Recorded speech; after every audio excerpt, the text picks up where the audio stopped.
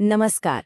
होली, ये नाम सुनते ही रंगों की बौछार, गुजिया की मिठास और ढेर सारी मस्ती याद आ जाती है ना? पर आज हम सिर्फ रंगों की नहीं, बल्कि इस त्योहार के पीछे की उन दिव्य कहानियों में उतरेंगे जो इसे इतना इतना खास बनाती हैं। हाँ, हम सब रंग तो खेलते हैं, पर क्या कभी ये सोचा है कि उस आग के पीछे की कहानी क्या है? मतलब होली से ठीक एक रात पहले वो जो इतनी बड़ी आग जलाई जाती है, वो क्यों? और फिर अगले दिन ये रंगों का खेल, इसका क्या मतलब है? चलिए आज इन्हीं दो बड़े सवालों के जवाब ढूंढते हैं। तो होली को पूरी तरह समझने के लिए हमें हमें थोड़ा समय में पीछे चलना होगा, बहुत पीछे, सतयुग में। उस जमाने में जब एक बहुत ही क्रूर राजा था और उसका एक ऐसा बेटा जो भक्ति में डूबा हुआ था। तो आइए सबसे पहले उस आग वाले रहस्य को सुलझाते हैं। आखिर ये होलिका दहन की रस्म शुरू कैसे हुई? इसकी जड़ें एक बहुत ही पुरानी कथा में है, प्रहलाद और होलिका की कहानी में। तो ये कहानी शुरू होती है एक असुर राजा से, जिसका नाम था हिरण्यकश्यप। अब उसने इतनी इतनी कठोर तपस्या की ना कि सृष्टि के रचयिता ब्रह्मा जी को भी प्रसन्न होकर उसे एक वरदान देना पड़ा। और ये कोई मामूली वरदान नहीं था, इसने उसे लगभग अमर ही बना दिया था। और बस जैसे ही उसे ये शक्ति मिली, वो घमंड में चूर हो गया। उसने ऐलान कर दिया, मैं ही भगवान हूं, मेरे राज्य में सिर्फ मेरी पूजा होगी। और तो और उसने अपने सबसे बड़े दुश्मन भगवान विष्णु की पूजा पर पूरी तरह से पाबंदी लगा दी। पर देखिए किस्मत का खेल, उसी राजा का अपना बेटा प्रहलाद भगवान विष्णु का सबसे बड़ा भक्त निकला। अब सोचिए, एक पिता जो खुद को भगवान मानता है और एक बेटा जो उसके दुश्मन की भक्ति करता है। ये तो एक सीधा और बहुत ही खतरनाक टकराव था। अब अपने ही बेटे की ये भक्ति देखकर हिरण्यकश्यप गुस्से से आग बबूला हो गया। उसने प्रहलाद को मारने की न जाने कितनी क्रूर कोशिशें की। उसे ऊंचे पहाड़ से फेंक दिया, पागल हाथी के सामने छोड़ दिया, जहरीले सांपों के बीच बंद कर दिया। लेकिन हर बार प्रहलाद की अटूट आस्था ने उसे बचा लिया। हर बार जब कोई तरीका काम नहीं आया, तो हिरण्यकश्यप ने अपनी आखिरी और सबसे भयानक चाल चली।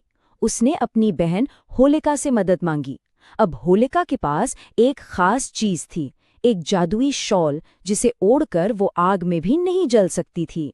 तो योजना बनी, एक बहुत बड़ी चिता जलाई गई।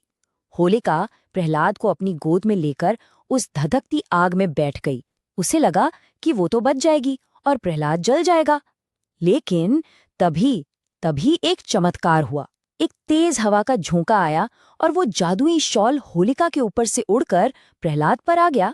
और नतीजा, होलिका, जिसे अपनी शक्ति पर इतना घमंड था, वो उसी आग में जलकर भस्म हो गई।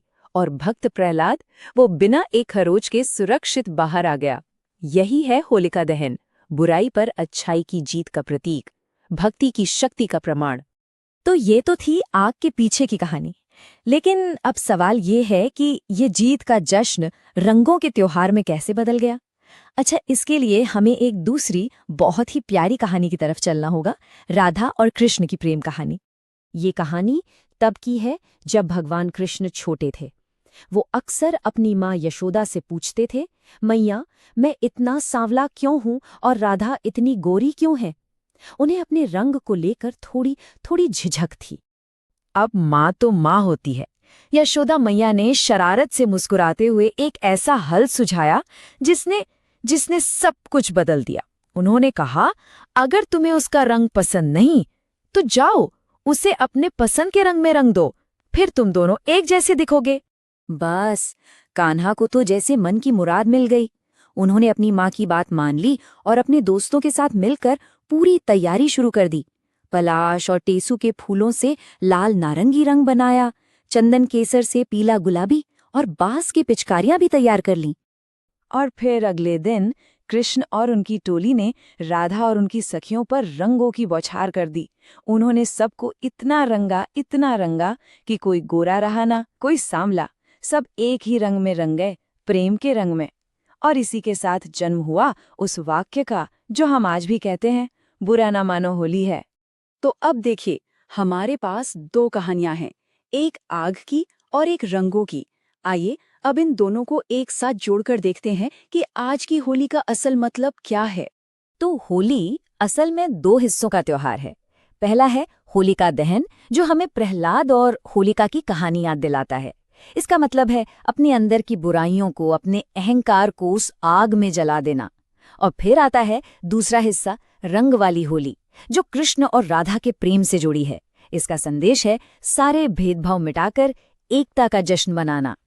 तो आखिर में होली का सबक यही है, पहले अपने अंदर की बुराइयों को, नकारात्मकता को होलिका की आग में जलाना पड़ता है, और उस शुद्धि की आग के बाद ही जीवन में एकता और प्रेम के रंग भरते हैं।